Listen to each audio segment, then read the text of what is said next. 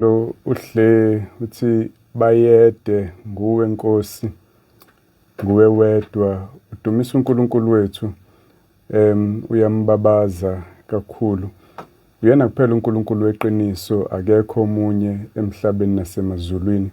Noma abantu bangazakhela izinto abayibiza ngokuthi onkulunkulu baze bazethembe, bayihlabele, bakhuleke kuzo, bayibonge, kodwa kusuke kuwukwenza nje kwe-imagination yomuntu nomcabango womuntu, kungesinto yangempela. Yedwa uNkulunkulu weqiniso, uyise, indodana, umoya engcwele, uNkulunkulu oyedwa odale amazulu nomhlaba, uNkulunkulu olungile, ongcwele, ongenamaphutha, okungenabubi kuye, kodwa futhi uNkulunkulu ogcwele umusa, uNkulunkulu owumsindisi, okuthokozelayo ukunganikeza abantu isigwebo abasifanele, kodwa kunalokho abenzele okuhle okungabafanele.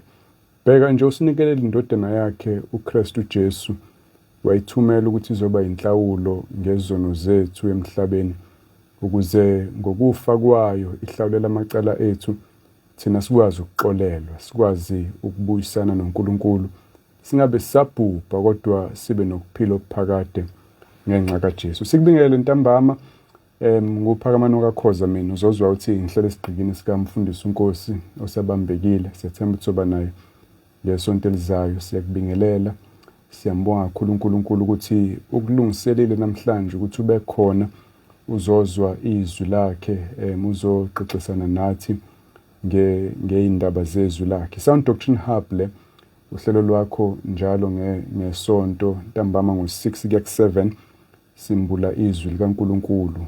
I-Sound Doctrine, isifundiso esiphilile, esingagulisi, ongathi mawusuzidlile bese sikudalela iy'nkinga esiswini sakho sikamoya, sikwenze ungabi healthy. Isifundiso esinomsoco okuchaza ukuthi izwi likaNkulunkulu lisuke lihlahlelwa ngendlela eqondile njengalokhu uNkulunkulu alambula, hayi ngendlela enwaya ekitaza iy'ndlebe zabantu, ngale ndlela uPaul asho ngayo ukuthi kuyokwenzeka ngey'khathi zokugcina, ethi abantu abayokulimela, balibekezelele iqiniso, kodwa bayoyinqobalanisela abefundisi abazokhuluma lokhu abathanda ukuzwa, hhayi lokho okushiwo uNkulunkulu. Okufundiswa abantu-ke noma kungaba nedumela, abantu bakulandele babe baningi, akwakhi, akumsindisi umuntu, futhi akumenzi akhule enkosini, abe uhlobo lomuntu olumthokozisayo uNkulunkulu futhi oliyothola umvuzo esandleni sikaNkulunkulu. Kukodwa okusindisayo, imibhalo neqiniso lembhalo lichazwa njengoba linjalo, njengoba uNkulunkulu alambula, futhi lona elenza umuntu akhule. Yonke imibhalo iphefumulelwe uNkulunkulu ilungele ukufundisa, ukusola, ukuyala, nokuqondisa ekulungeni ukuze umuntu kaNkulunkulu apheleliselwe yonke imisebenzi emihle. Elisho njalo izwi likaNkulunkulu. Njengey'nsana, abantwana abancane belangazela ubisi, kanjalo nathi asililangazelele izwi likaNkulunkulu ukuze ngalo sikhule after sesinambithile sezwa ukuthi iNkosi imnene. Siyabonga kakhulu ukuthi usinikeze isikhathi sakho ohlelweni lanamhlanje. Isihloko ke sifuna ukukhuluma ngaso, sifuna ukubuyela kuleya ndaba ehlale isixake sonke yemthandazo engaphendulwa. Sonke-ke sinayo imikhuleko esihambisa enkosini, abanye nje sikhuluma kunezinto abayilindile akade basebeyicela kuNkulunkulu abangakazamukeliswa namanje. Abanye sebaze bagive up, abayeka impela ukuthi ayikusho ukuthi akusoze kwenzeke lokhu, noma ekucela noma ekufisa. Kubangelwa yini lokho? Yini eminye imithandazo yethu ingaphendulwa, noma impendulo ibe no, noma impendulo kungabi kube ukuthi hayi manje, noma cha, into ehlukile hayi le oyicela yona. Kubangelwa yini lokho? Ngiyazi ukuthi unayo imithandazo, khona abacela ukuphiliswa ey'feni noma ekuguleni ababhekene nakho. kukhona abacela imisebenzi kuNkulunkulu, kukhona abacela imishado kuNkulunkulu, kukhona abacela ukusindiswa kwabantu abathize, amalungu emndeni yabo noma abantu ababajwayele bayabacelela enkosini. Akuyenzeki, sekuphela iminyaka, awuboni ukuthi kuyokwenzeka kanjani. Yini eminye imithandazo yethu ingaphendulwa? Ileso sihloko esifuna ukusithinta namhlanje, kunezizathu eziwu4 engikuphathele zona namavesi ukuzama ukuveza uNkulunkulu usifundiseni maqondana nalesi sihloko sokuthi yini eminye imithandazo angasinikezi yona ebekade esithembisile ukuthi asocela noma yini egameni likaJesu yakusenzela yona, yini pho eminye ingaphendulwa. Kodwa ngaphambi ukuthi siye lapho, ake siqale nje ngokukhuleka simbonge uNkulunkulu ngaphambi ukuthi singene esifundisweni. Baba, siyalidumisa igama lakho, siyakubonga ngokuba ulolu hlobo likaNkulunkulu owuye. Umusa wakho mkhulu kithina Nkosi, ukube bekungise ngenxa yomusa wakho ingabe thina sibhujisiwe kuyimanje ngenxa yezono zethu. Siyazazi Baba, sidinga ukutshelwa ngazo ziningi futhi zimbi kakhulu, kodwa siyabonga ukuthi wena usithumela indodana yakho kuba izosindisa ekoneni kwethu. Akusekho ukulahlwa kithina esiKristu Jesu, ngoba izono zethu wasihlawulela. Manje wena ulungile futhi wethembekile ukusixolela wonke amacala ethu masiwavuma kuKristu Jesu umsindisi wethu. Baba, ngikhulekela abangakasindiswa, abangakakwazi wena abalalele, sengathi ungabahawukela uNkulunkulu wethu, ubabonise ubuze bokumelana nevangeli, ubabonise ingozi yokungasondeli kuwena ofuna ukubasindisa nokubahlenga, kodwa kunalokho baqhubeke ezonweni zabo. Bahawukele uNkulunkulu wethu, ubazwele, ubavula amehlo, bese uyabanikeza ukukholwa nokuphenduka, ubasindise nabo. Baba, ngikhulekele kakhulukazi namhlanje abantu abanemithandazo abayicelile kuwena ongazange uzubanikeze yona. Sengathi ungabanikeza ukuqonda uNkulunkulu wethu ukuthi yini ubuye wenze kanjalo, ukuze bezokwazi ukukholwa, bezokwazi ukwethemba, bangadukiswa abantu, bangadukiswa noSathane ebanikeza isithombe sokuthi awunendaba nabo, ngoba imithandazo yabo ungazange uze ubanikeze ngendlela abayicele ngayo. Bavule amehlo kamoya, izwi lakho baliqonde, balizwisise, balamukele.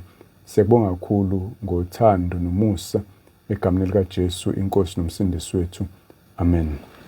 Lezi izathu-ke sibuza lo mbuzo ukuthi yini imithandazo engaphendulwa, ngizokunikeza ziwu4 bese nawe ngiyakunikeza ithuba lokuphawula lapha mhlambe maliqeda ukugamanxa ihora. Ungitshele ngeyakhi experience, wena ukhulekeleni ulindeni uNkulunkulu angakunikanga yona. Uyi-understanda kanjani leyo nto, ucathi kwenzakalani, uyiprocessa kanjani leso simo obhekene naso, noma wazi omunye obhekene naleyo nkinga noma nombuzo vele ukuyona. Sixoxe ihora maligamanxa, ngizokukhumbuza-ke inombolo, kodwa futhi ungathumela ne-voice note lapha ku-WhatsApp noma ushayele emoyeni mase kuyisikhathi salokho. Esokuqala isizathu, futhi nekuyisona engicathi isikhulu esenza ezinye izinto esizicelayo kuNkulunkulu singayinikezwa, ukuphambana nentando kaNkulunkulu. For example, u1 John uverse 5, chapter 5 wakhona, uthi lapha kuverse 14, yilesi sibindi esinaso kuye sokuthi uma sicela utho ngokwentando yakhe uyasizwa.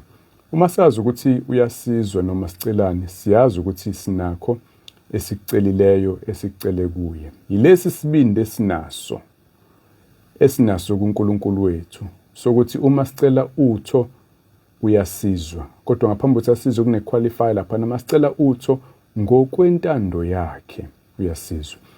Ngamanye amazwi, masicela utho olungasiyona intando kaNkulunkulu noma oluphambene nentando kaNkulunkulu, akasizwa uNkulunkulu. Okungachaza ukuthi akasizwa njengomuntu uma ingakuzwa ukhuluma naye ele kude, okuchaza nje ukuthi uNkulunkulu uyaphambana-ke naleso sicelo. Maningi amathuba ukuthi angasenzi leyo nto esicelayo uma ukuthi iphambene nentando yakhe. Umuntu ocela ukuyohlala eMhlanga Rocks, kanti uNkulunkulu ufuna asebenze kusindiswa abantu lapha kwaNongoma noma leShowe.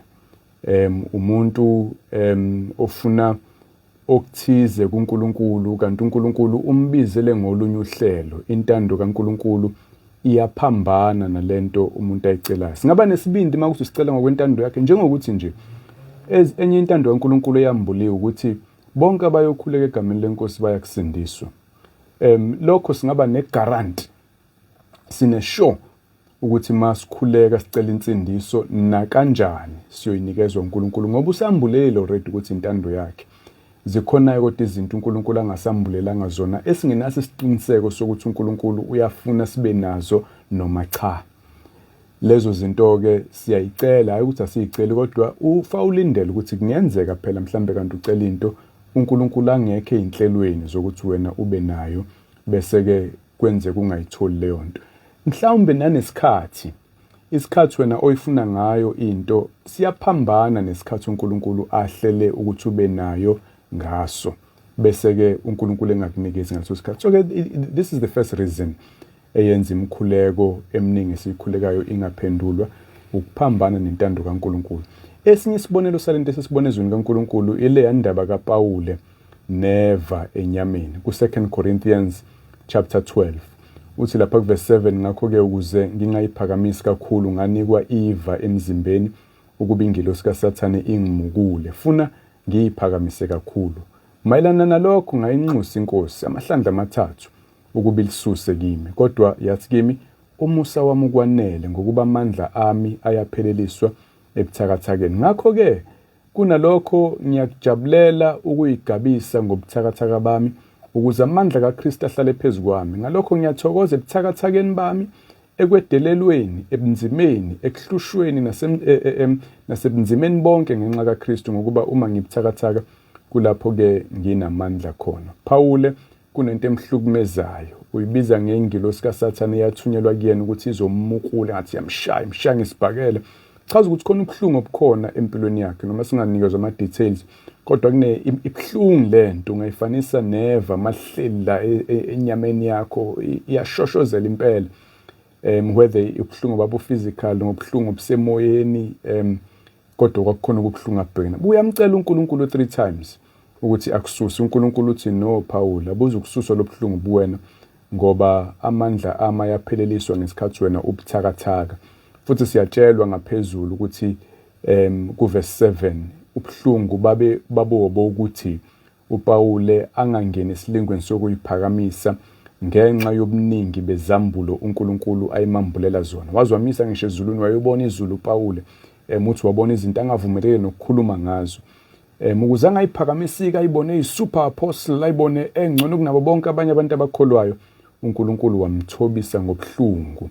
Wacela uPawule ukuthi abususwe. Uthi wacela 3 times, hayi ukuthi wacela nje into edlulayo. uNkulunkulu wanqaba.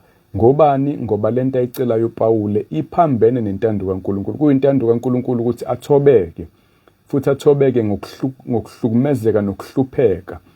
Ngakho akazi ukuvuma uNkulunkulu uma uPawule ecela into ephambene nentando yakhe. Ingabe kungenzeka kanti nawe unjalo? Yes, ibhlungu lento mhlawumbe obhekene nayo, sewucelile uNkulunkulu, kubhlungu ukungabi nayo lento oyifisayo. uNkulunkulu akakuniki ngoba kahle kahle lento ebhlungu kuwena, kahle kahle iwusizo kuwena. Wena nje ungazi ukuthi iyenzani emphefumulweni wakho. Obokubheke nalokho ukuthi lesimo uNkulunkulu akufake kusona, njengoba engasisusi nje, ngeke nikwenzeka ukuthi usilethele ukukulekelela emphefumulweni. uPawule kube waphakama mhlambe ngabe usesihogweni manje, ngoba noSathane ubhubha nje ngenxa yempakamo. Bonke abantu abaphakamayo uNkulunkulu uyamelana nabo, bagcine bewele esonweni bemhlubukile uNkulunkulu. Nawe mhlambe makungase kususwe lesimo esibhlungu obhekene naso, mhlambe ungaphakama nje bese uyamhlubuka uNkulunkulu, usilethe isimo ngenxa yokufuna ukulekelela wena, sizogwema ukuhlubuka kwakho, sizoqinisekisa insindiso yakho, then ke uNkulunkulu uyanqaba lo mthandazo mase ucela. Esinye isibonelo kule reason yokuqala, uyamkhumbula uJesu asathe nje kuLuke 22 eseGetsemane, ngokukaLuka 22 uverse 41, wayesesuka kubo ibanga elingangokuphonsa itshe, waguqa phansi wakhuleka wathi, Baba, uma uthanda isuse kimi lenkomishi lendebe, nokho kungabi ngokwentando yami, kube njengokuba wena uthanda, njengoba uthanda wena. Verse 43, kwabonakala kuyingelosi ivela ezulwini imqinisa, esosizini olunzima wakhuleka eqinisela, iy'thukuthuku zakhe zaze zaba njengamathonsi egazi econsela emhlabathini. uJesu usendleleni ebheke kobethelwa esiphambanweni, uzoboshwa khona maduze, abekwe icala elingelutho, uzoshawa, uzokhifelwa ngamathe, uzofaka umqhele wameva, mhlabela ikhanda, uzoshayelelwa esiphambanweni, kuzofanele uNkulunkulu amshiye mayesesiphambanweni. Buhlungu bodwa lobo buzayo, buhlungu obungakwazi emzizwe omunye umuntu lobo uJesu abhekile. Uyacela kubaba ukuthi makungenzeka akangayiphuzi lenkomishi, mayikhona enye indlela yokusindisa abantu ngaphandle kokuthi adlule kulobo buhlungu, uyacela ukuthi ayisuswe kena lenkomishi angayiphuzi. Siyayazi impendulo yathini, ngoba waqhubeka wayesiphambanweni, futhi kunokuthi anikezwe impendulo, uthunyelelwe ingelosi ukuthi ayizomqinisa, ngoba kufanele aqhubeke nalento, njengoPawulu enikeza umusa wokubekezelela iva, kodwa iva lingasuswa.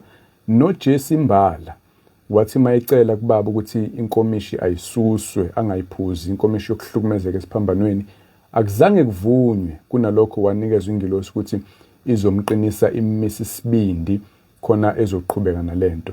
Ayivunywa ngobani? Ngoba iphambene nentando kaNkulunkulu. Kwakuyintando kaNkulunkulu sekuqaleni, indodana ibiyazi intando kaNkulunkulu ukuthi izofa ifele izono zethu.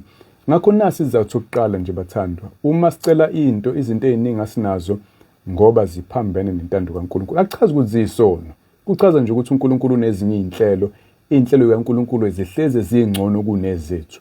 Noma ziza nobuhlungu, bungcono ngoba uNkulunkulu uyayazi future, uyazi bekuzokwenzakalani kube mhlambe sikutholile khwebe sikufuna thina. Wawubona umonakalo, wawugwema umonakalo ngokuthi anqabe ukusinikeza lezi zinto esicela. Njengobaba omzali, ingane encane ifuna ukudlala ngommesi, iyawuhalela nje, uyashana kamnandi lo mmesi, ihlezi ubona umaye uphethe esika ngayo ekhishini, iyawucela bandla izincenge, ifuna ukudlala ngawo, uyavuma?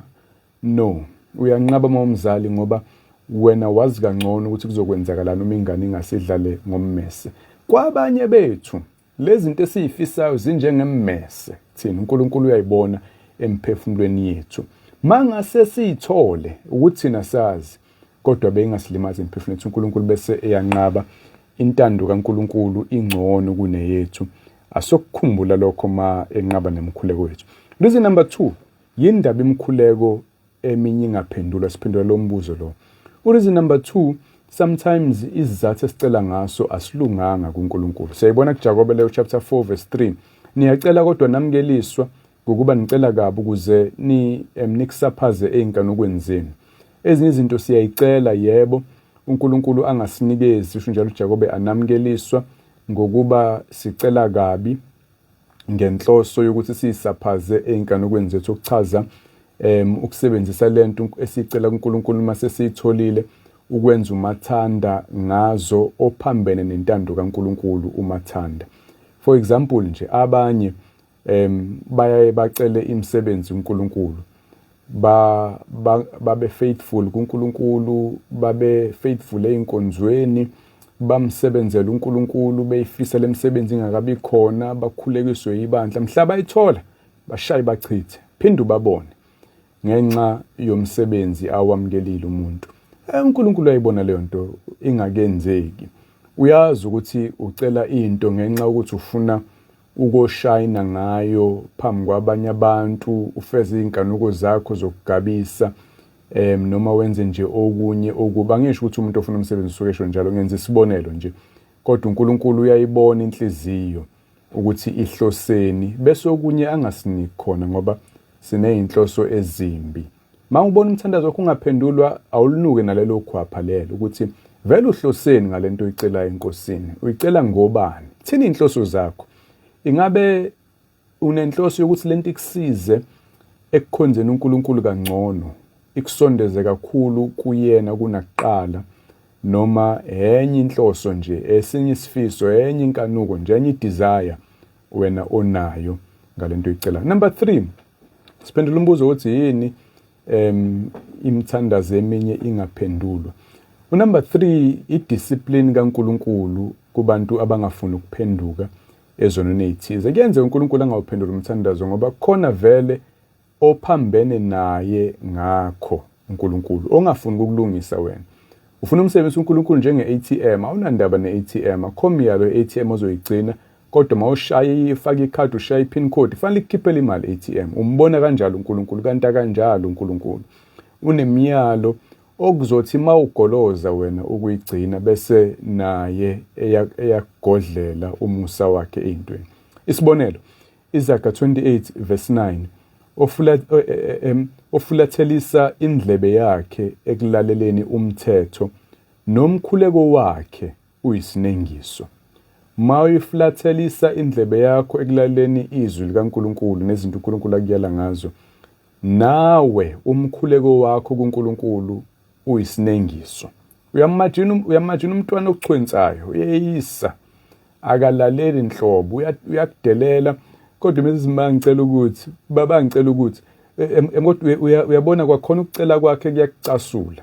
Ucelelani lo ngoba uyazazi ukuthi uhlobo luni lomntwana. Ucathi uzotholani kumina? Sinjalo nathi phambi kaNkulunkulu. Ngesikhathi uweqa umthetho kaNkulunkulu uziba, uyazi into yenzayo ukuthi uNkulunkulu uthe ayingenziwa noma uNkulunkulu uthe yenza into ungafuni ukuyenza wena, kodwa bese lokhu ucela kuyena, uyanengeka uNkulunkulu ngokucela kwakhe. Awuzi ukuyithola into oyicelayo kuyena ngoba nawe uyayifulathelisa indlebe yakho ekulaleleni umthetho kaNkulunkulu. Awuyinuka amakhwapha. Uphila kanjani empilweni yakho? Yini ekwenza ulindele ukuthi ubaba akubusise, akuvezele umusa mawukuthi awumlaleli? Awubheka, ubuke around, injani indlu yakho yokomoya? Ingabe ihlelekile ni ngendlela uNkulunkulu asho ngayo? Ngoba mawukuthi ubona imithandazo ingaphendulwa, kungenzeka ukuthi nalokho kunomthelela. Esinye isibonelo, Izaga 21 verse 13, ovala indlebe ekukhaleni kwabampofu naye uyokhala angaphendulwa. Isibonelo lesi somuntu oncisha nayo, ongesile usizo kwabanye abantu noma ekwazi esendaweni la ngabasiza khona abantu kodwa ngabasiza ayivale indlebe yakhe mabekhala abaswele abampofu, nayo uyokhala angaphendulwa. Usho njalo uNkulunkulu.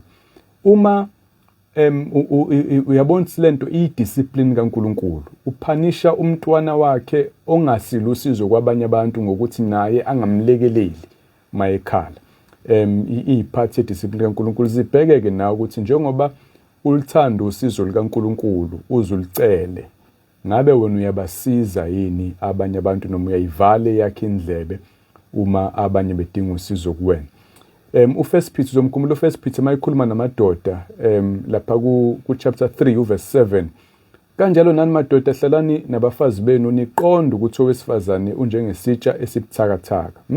Yazini ukuthi uhleli nomuntu obuthakathaka, ngakho nibanike inhlonipho, lokhu beyindlalifa zomusa wokuphila kanye nani, ukuze imikhuleko yenu ingathiwa. Indoda ayihlale kahle nonkosikazi wayo ngokuqonda isimo uNkulunkulu amdale wakusona, bese ingam-abuse ngokuthi uNkulunkulu umenze wabuthakathaka kunayo. Kunalokho ayimnika inhlonipho ngoba uyindlalifa yomusa wokuphila kanye nayo indoda. Umzalwane lo niye emazulwini kanye nayo indodakazi kaNkulunkulu le iphathe kahle mawushade nayo uyindoda.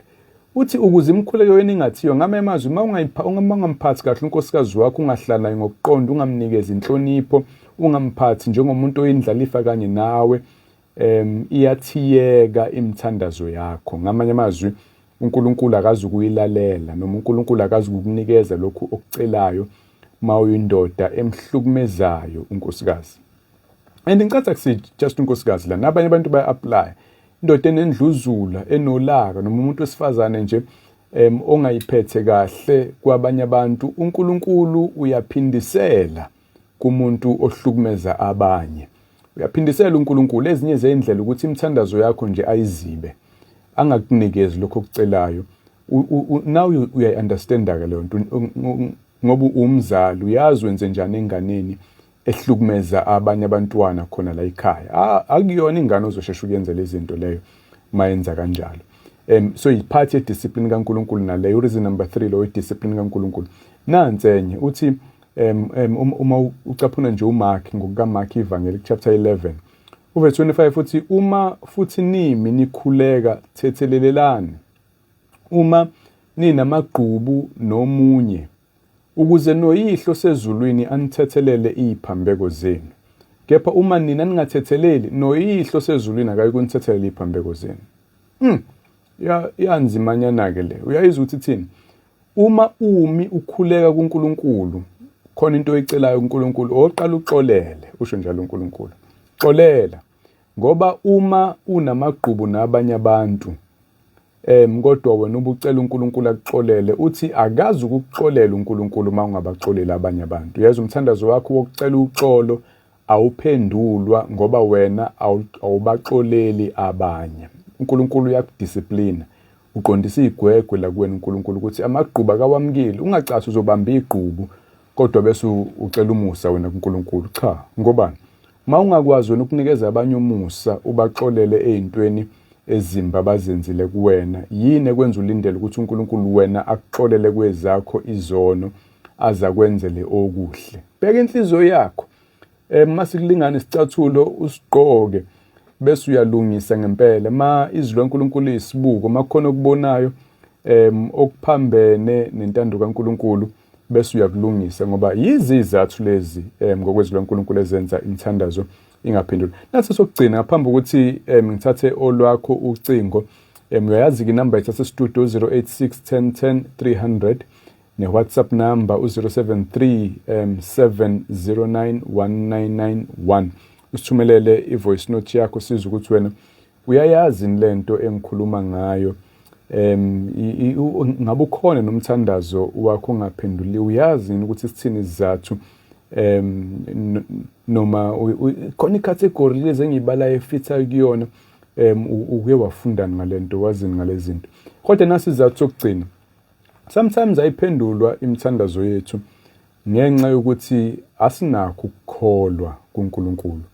Usho njalo uJakobe chapter 1 uverse 5 mawuqala khona uthi kepha uma kukhona omunye phakathi kwenu oswele ukuhlakanipha makacela uNkulunkulu obapha bonke ngokungagodli futhi engabalisi. Khonto eswelayo njengokuhlakanipha cela enkosini. uNkulunkulu akagodli upha wonke umuntu, akabuka ubuso bomuntu, uthi uyakuphiwa lokho. Verse 5 uverse 6 athi kepha makacele ngokukholwa engangabazi nakancane ngokuba ongabazayo ufana nedlambu lolwandle elidudulwa umoya ulisele nale. Ngakho-ke lowo muntu makangasho ukuthi uyakwamukeliswa utho yinkosi ngokuba umuntu ongqondo imbaqambili engazinzile ezindleleni zakhe zonke. uNkulunkulu akafuni ukungatshazwa uma abantu beza kuyena. Lento yokungabazi isho ukuthi ukungakholwa okokuqala ukuthi uNkulunkulu unawo amandla okuyenza lento. Omunye akakholwa ukuthi ukhona uNkulunkulu, akanayisho. Uyathi nje mayikhonte uNkulunkulu ngicela ingisize, hayi akayithanda uNkulunkulu umthandazo njalo. Noma uyamkholwa ukuthi ukhona kodwa awuboni ukuthi uNkulunkulu osizanayo. Unenhliziyo yokukusiza, awumthembi kahle. Ngathi uNkulunkulu onendluzula, uNkulunkulu onodlame, uNkulunkulu ocasukile, ngakho uza kuyena nje nawe awuboni kahle. uNkulunkulu akamfuni kumuntu oza kuyena emngabaza, engabaza i-character yakhe, engabaza amandla akhe, engabaza nje nobukhona bakhe. Ufuna size kuyena ngokukholwa, simazi ukuthi ukhona futhi uwumvuzi walaba abamfunayo. Uma umcingo uyamthola futhi uyathanda ukusilela, ufuna simethembe uNkulunkulu masiza kuyena. Uyathanda kumthandazo onokukholwa, i-faith. Kodwa ke nayo into yokisho le faith le akuyona sometimes lesizwe abantu bekhuluma ngayo. Sometimes abantu bakhuluma ngefaith njengokungangabazi ukuthi uNkulunkulu uzokunikeza into noma cha. Uma uNkulunkulu engakuthembisanga into, alikho iphutha ekutheni ungabe nayo sure whether uzokunika yini. Kunjengoba njengengane mayiza kubaba izocela, ma ngizocela i-video game kubaba, i-teenager nje, anginayo sure kahle noma ubaba uzonginikeza lento uyafuna ngibe nayo i-video game noma uzothi hayi ake kuphela isikole ekuqala uqala uphase noma you are not sure yabona. So ayikho inkinga ekutheni ungabaza uthi baba ngiyacela i-video game unganginikeza. akukhona lokho kungabaza ukukhulunywa ngakho la. For example, uma ucela into engesiyintando kaNkulunkulu, njengoPawulu ecela kususe iva enyameni, ayikho inkinga uma ingenayisho whether uNkulunkulu uzolisusa yini iva, ngoba akazi ngempela, akashongo uNkulunkulu. Akufani nokuthi ucele into uNkulunkulu ashilo vele ukuthi uzoyenza, njengomuntu ocela insindiso nokuxolwa kwezono. Lokho sinegaranti ukuthi bonke abayokhuleka egameni lenkosi uNkulunkulu uyobasindisa. Awudingike lokho kungabi nayisho. Uma ukungabaza kusho ukuthi lokhu kungabaza ukukhulunywa ngakho la. Kodwa ukukhulunywa kokungabaza kokungazi ukuthi uNkulunkulu uyafuna yini ngishade noma cha.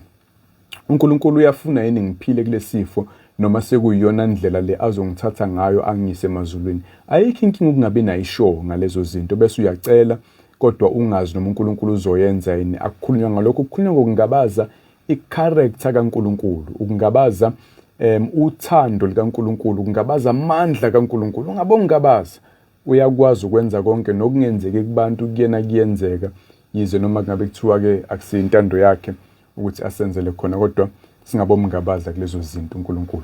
Lezo izathu eziwu4 engikuphathele zona, ngiyafuna ukuzwa uvo lwakho. Yini imkhuleko ingaphendulwa? Ngithi mina okokuqala sibuye siphambane nentando kaNkulunkulu ezicelweni zethu. Okwesibili sibuye sibe nama motives angemahle ukuthi siyifunelana exactly lento. Okwesithathu sometimes uNkulunkulu usuke sidisciplina ngoba singaphenduka ezonweni. Okwesine suke singamkholi uNkulunkulu kwezinye izinto. Ake sithathe ke abalaleli sibeze ukuthi bona bathini. Sikwamukele emoyeni sawubona.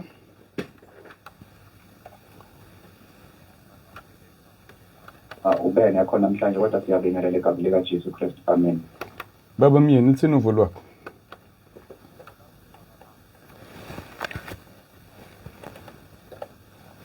Ona ingaphendulwa njengoba usushilo sometimes uNkulunkulu sisukumenza i-8 years. Nanokuthi kwesinye isikhathi sithi masithandaza uNkulunkulu asimfuni uNkulunkulu njengoNkulunkulu ngumsindisi womphefumulo wethu, but uNkulunkulu simfuna ewumuntu okumele asenze izinto esiyifunayo thina. Nama sekuthiwa ngena phela umamukela uNkulunkulu njengenkosi nomsindisi wempilo yakho, awumfuni kanjalo, but uyamfuna uma ezokwenzela izinto eziphathekayo nezibonekayo. Kanjani na? NgokukaMatthew chapter 6 verse number 33 kuthi kodwa funani kuqala umbuso kaNkulunkulu nokulunga kwakhe. Nayo into yokuqala kumele siyikhathaze ngayo, ake sikufune ukulunga kaNkulunkulu kuqala. Khona konke ke lokhu kuyakonezelwa nina. Ake sifune ukulunga kuqala. Mhlawumbe izinto ezimthandaza ayiphendulwa nje. Mhlawumbe uNkulunkulu uyambona ubaba umyeni ukuthi inhliziyo kababa umyeni ayilungile, ingqondo kababa umyeni ayilungile. Ingakho uzothola incwadi kwabaseRoma chapter 12 verse 2 uthi ningalengisi lelizwe, kepha isimo sengqondo yenu masiguqulwe ibe yintsha. Uthola ukuthi ingqondo kwayona ayiguquliwa, ayikho yintsha. Uma sengithola izinto zikaNkulunkulu ngizobe ngipampa ngazo la izinto zikaNkulunkulu. Angivale ke baba umfundisi ngencwadi kaMahebheru chapter 11 verse 13 lithi bonke laba bafa bekholiwe bengazamukelisanga isithembiso, kepha bezibonile bezithakazele zikude, bevumile ukuthi bangabofokazi nesihamba emhlabeni. Ngiyabonga kakhulu baba. Amen. Sibonge lapha nakubaba umyeni ngokuphawula kwakhe. Nawe ungenze njalo njengoba umyeni lapha ku 086 10 300 noma usithumele voice note lapha ku 073 709 1991. Ake sithathe nje nabo abanye balaleli asithumele ama voice notes siza ukuthi bona baphawula bathini ngalolu hlelo lwethu. Silalele.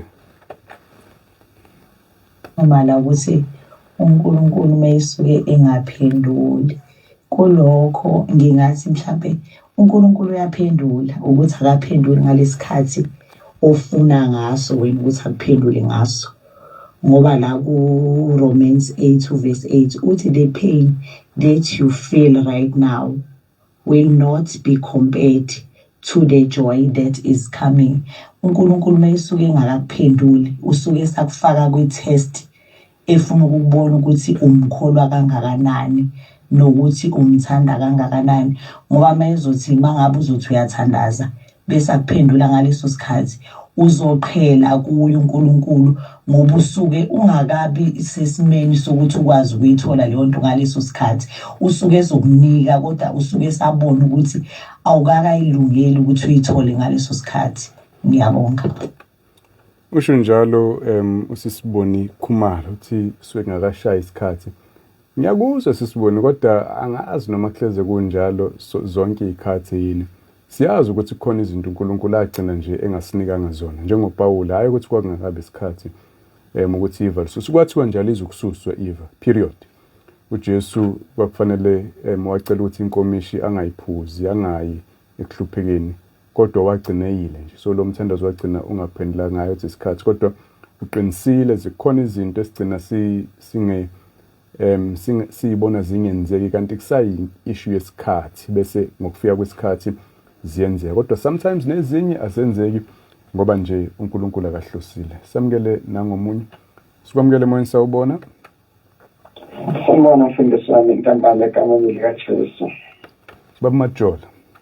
Siyabonga. Inhle inkosi nathi ninjani nina baba? Siphila nathi baba. Thina uvo lwakho. Egameni likaJesu. Sona mfundisi nesikhulumqiniso lesihloko sakho engikakhulu esinzima kodwa iqiniso lithi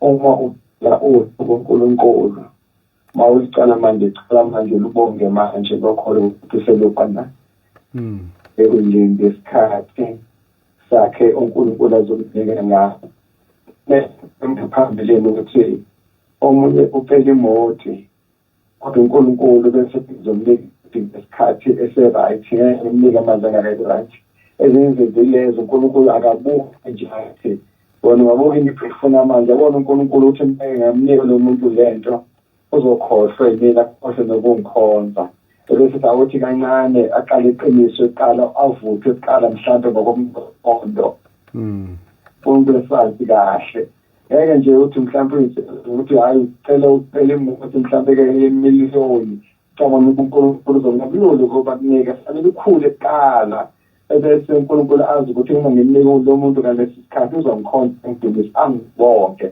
abanye bacela uNkulunkulu bese ukuthi nangamnika lo muntu uzoyiqinisa yena ofeyila uNkulunkulu bese hayi angiqala ngimtheste eqala uba aqine uma seqinile bese ngiyamnika kodwa angasinika bese kuba khona baba okusheshayo ukuthi mhlambe indlela bangayo uthoma uphuma ekhaya wathandaza wathola uNkulunkulu ukuthi akuphephise endleleni kuthi mhlambe uhlangabezana nengozi mhlambe khona ingozi ohlangabezana nayo uNkulunkulu akuphendula ngaleso sikhathi ukuthi akuvikele kuleyo ngozi ziningi izinto eziqhamuka ezisipesheli ezizolwa nathi uNkulunkulu asiphendule ngokusivikela kulezo zinto ngaleso sikhathi kube khona sengathi zothatha isikhathi buka nje uMoses noSara uthi uNkulunkulu bazothola umntwana kodwa buke uthi kuthatha isikhathi kanjani ukuba bamthole umntwana hayi izinto zakhe zihamba ngendlela yakhe hayi yethu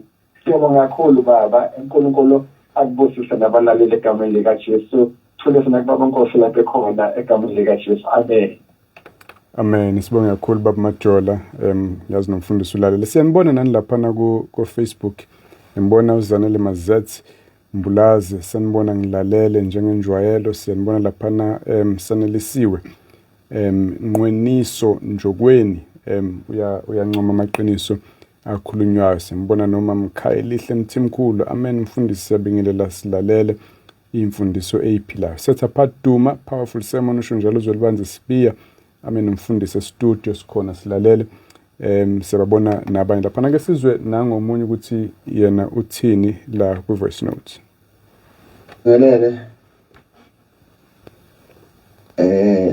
ethi manje lonke uyazi nginenkinga la ngeke ngithi inkinganyana kodwa ngicela nje ningilekelele la anonymous kodwa ngisesure ntumeni ekudala mhlawumbe 8 years ago hayi 12 years ago ngenxa yiphuzo lezi umuntu ayiphuza lezi engalungile kwaba khona iphutha elenzekayo lapha ubaba wagcina eselimazeka ngoba waphuzekile and then futhi mina ngalibona iphutha ngokwenhlambuluko ngenhlambuluko ngazama imbuzi ngayithenga imbuzi kwahlambuluka ngikhuluma ngento 10 years ago. Ngiyasola ukuthi u-Anonymous mhlambe uqonde ukushayela laba ababuye bangene. Angiboni ukuthi iqondene nathi le kodwa ubuye usithinte Anonymous eceleni makuthi ngoba ngizwe ngathi indaba epersonal na kanjalo. Ake sizwe kodwa nanguzwe ukuthi yena uthini.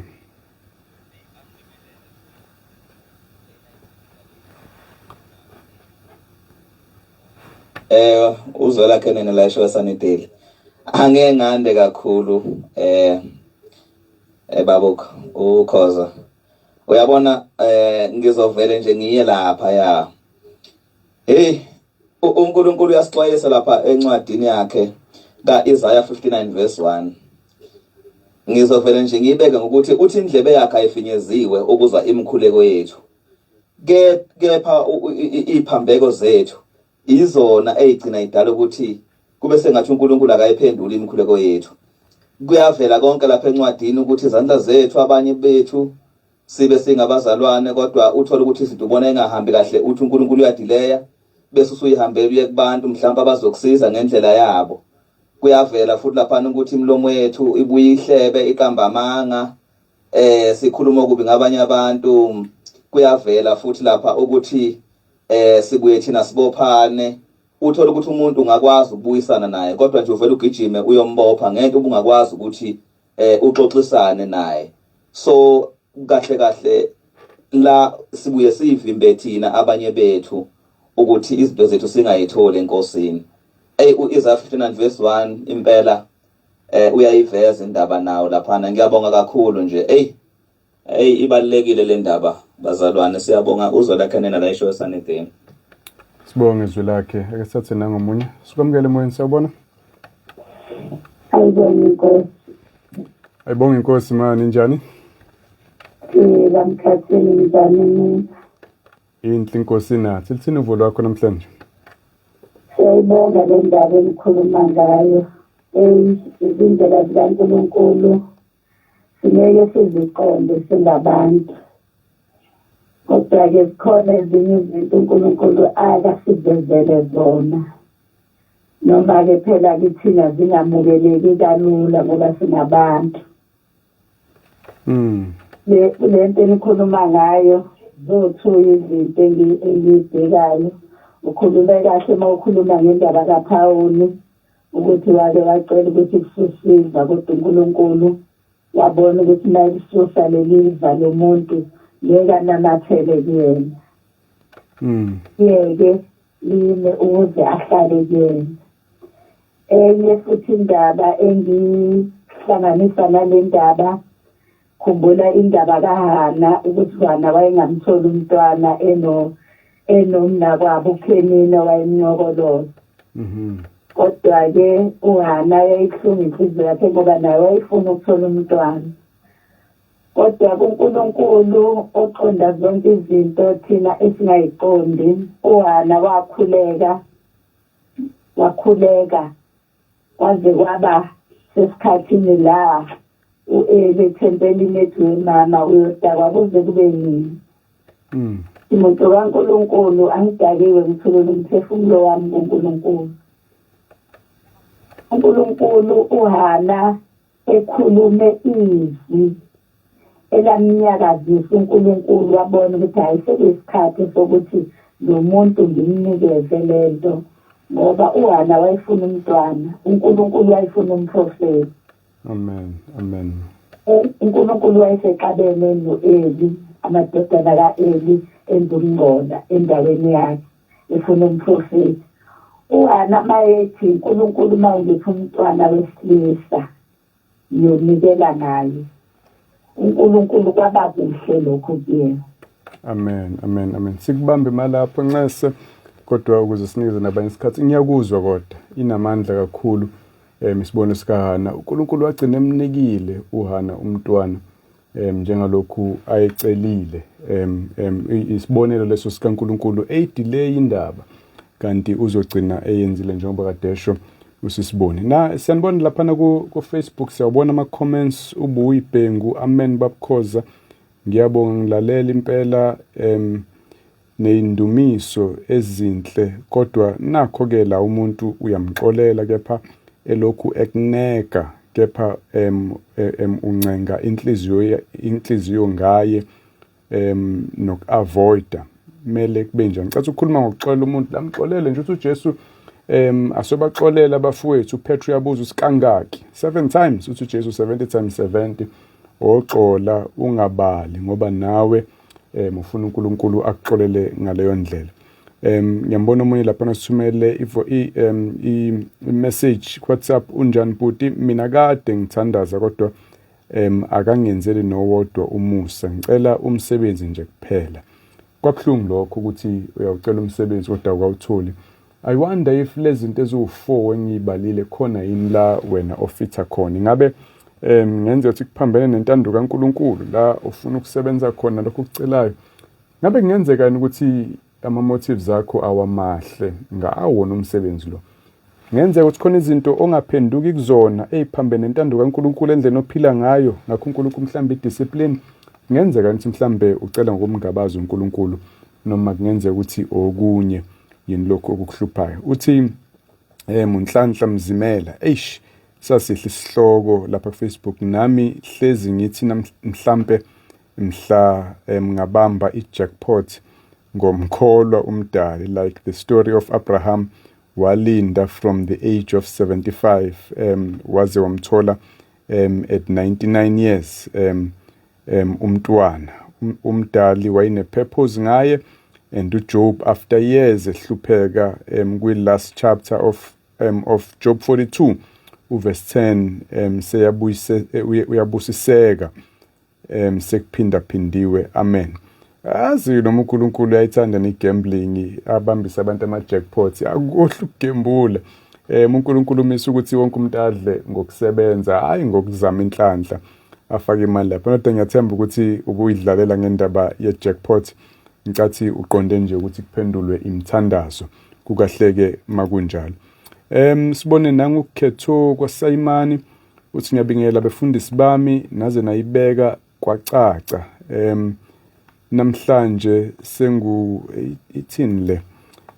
Angisabonike lapha mhlawumbe ukuthi ngazi kungani iy'celo zami, osengiyazi ukuthi kungani iy'celo zami zingaphendulwa zonke. From ukhetho Mpele kwaSayimani, siyabonga khetho ukuthi iyacaca into uNkulunkulu ayifundisayo. Uthi omunye laphana kuma-message, ayibonge mfundisi, sibonge isihloko, siyafundisa kakhulu. Siyabonga uNkulunkulu makunjalo. Sathe na ivoice note ukuthi lo uthini. Ngaze ngaphatheka kabi ngoba uyazi ngihlezi lolu hlelo ngilifuna, ngithi ngizoyithola, kodwa ukuba ngilalelekile kwaze kwafika ekugcineni ibihlangana nalokho ukukhuluma ngakho namhlanje. Awusekungiphathe kabi ukuthi akubangisalalele ukuthi kuze kofika ekugcineni. Kodwa ke bengifuna ukubuza mina ukuthi ikhona lento ukuthi uma kuthiwa nenza inhlambuluko, lo engayimukeli inhlambuluko fanele wena-ke kulungileke uhlambulule inhliziyo yakho. Yilokho nje mina bengifuna ukucaciseleka lapho. Amen, amen. Ungixolele mfowethu, so ngezwe indlela oqale ngayo ngase nga-assume ungixolele kakhulu lapho. Nami ngibale kulapho kufanele baxolelwe, nathi sihlambukelelane. Ngiyayizwa kodwa umbuzo masunqamulela ngaleyo ndlela.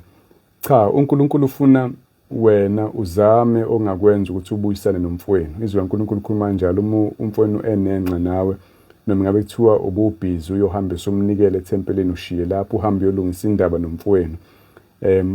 Uthi uPaul kukunina zamani ukuhlala ngokuthula nabantu bonke, Romans 12, makusemandleni zamani ukuthi ube nokuthula nabantu bonke, kodwa kuyazi ukuthi akuhlezeki kuthina. Sometimes uyazama ukubuyisana nomuntu kodwa umuntu angalwamukeli uxolo osuke uzama ukuza nalo. Akusekho-ke kuwena lapho, sekukuyena. Wena ungaqhubeka uzame noma ugcina isicabha azivulekile ukuthi nikwazi ukubuyisana, kodwa uNkulunkulu akalindele ukuthi wenze imangaliso. Ngeke phela uyenze lutho enhliziyo yomuntu. uNkulunkulu ukwazi ukuyithinta, kodwa wena okwenza okusesayidini lakho, uxolise mawonile, uxole mawoniwe, uzama ukubuyisela ubudlelwane, makungenzeki icala alikho ngakuwena.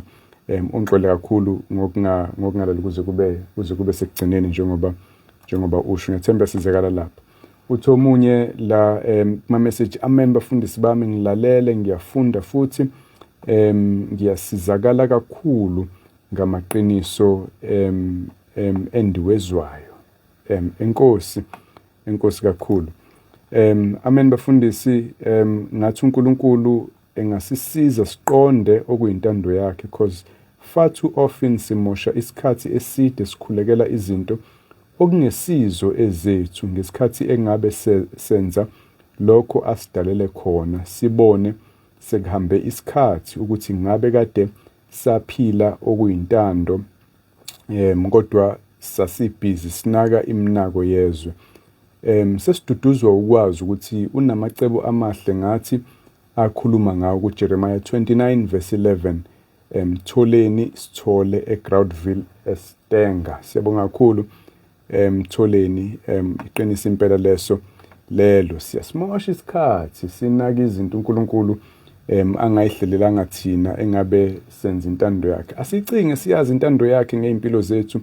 Konke akubhale ezwini lakhe kuyintando yakhe ukuthi sikwenze khona ukucacile. Bese kwakhona isingazi ngakho, sometimes ngishade bani, ngisebenze kuphi, ngizophila nikule sifo nakanjalo.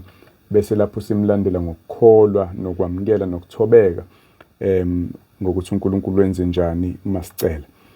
Nangu uNhlanhla Mbutho, Isaiah 55 verse 8, imicabango yami akusiyo imicabango yenu, neither my ways your ways, says the Lord.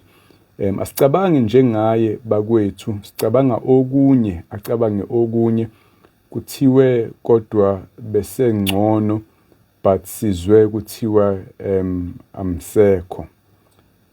Angazi ukuthi ukhuluma ngobani lapho, mhlawumbe wenza isibonelo nje umuntu okuzwakala ukuthi ubesengcono kwabonakala eseshonile kade ekhulekelwe, mhlawumbe wenza isibonelo esinjalo. Kodwa yebo, imicabango kaNkulunkulu iphakeme kuneyethu, neindlela zakhe ziphakeme kunezethu indlela. Siyambona lapha ku Facebook, Sizwe Ndlovu, amen baba Mkhathini, mawukhuluma ngokuxolela, isolution ukuthi ayibuye inkosi uJesu khona sizoyithola leyo nhliziyo efana neyakhe, exolela and ethandayo genuinely. Siyayithola Sizwe emgatsheni ngokuthi sinikezwe umoya wenkosi uJesu noma ningakabuyi. Asifundeni ukuxolela thina simamukele umoya ngcwele. Nonjabulo, nonjeps, amen baba umfundisi. Siyabingelela ebusuku egameni lenkosi. Mina ngibona ukuthi okunye uNkulunkulu uyaphendula inkinga kube kumuntu ukuthi ucele ekiphi iposition noNkulunkulu. Iyezwakala naleyo. uNoxolo Knox Mkhize, amen mfundisi, ngibonga ngendlela olandelasa ngayo inkulumo yakho iyalandeleka. In point form, mawujikelezi ibhasi. Ngiyasizakala kakhulu uma ukhuluma baba, amen. Siyabonga kakhulu Knox ngaleyo encouragement. uKingdom Pearl babukhoza uthi ufuna ukuxoxa ngalomfundisi obesizana naye, akuveli kuNkulunkulu. Bengikhona konze amasingle, so siyajabula ukuthi bukhona konze amasingle Kingdom Pearl. Ngiyawuzwa kumyalezo wakho lapho siyokwenza kanjalo. Sifike ke esiphethweni sohlelo lethu, isikhathi sesiphelile. Siyambonga kakhulu uNkulunkulu ngokuthi ube khona, ube nathi, umfundisi uNkosi nesiqiniseko sizobe enathi next week sindawonye. Sibonga uNkulunkulu akugcine abe nawe, ungayeki ukukhuleka emkhulekweni yakho yonke, umethemba uNkulunkulu ukuthi aqhubeke akwenze lokuhle. Inkosi ibe nawe.